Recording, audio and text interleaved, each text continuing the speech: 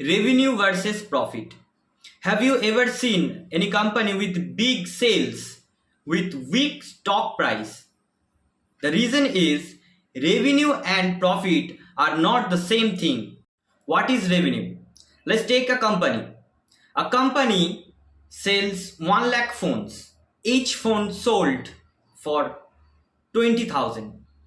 The total sales is 200 crore. And this 200 crore is the revenue of that company. In the simple language, the total sales is became the revenue of any company. But selling phone is not free. The company has to pay manufacturing, packaging and raw material cost and many more costs related to the production of that phones. Assume the production cost is 120 crore. Now the revenue was 200 crore. The production cost is 120 crore and the remaining amount is 80 crore. This 80 crore is the gross profit. यानी ये जो production cost है ये सब revenue से हटाने के बाद जो बचता है वो है gross profit.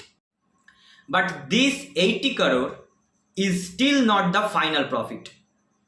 The company has to pay many more other expenses like marketing, rent, interest. So these kind of other expenses are called indirect production cost.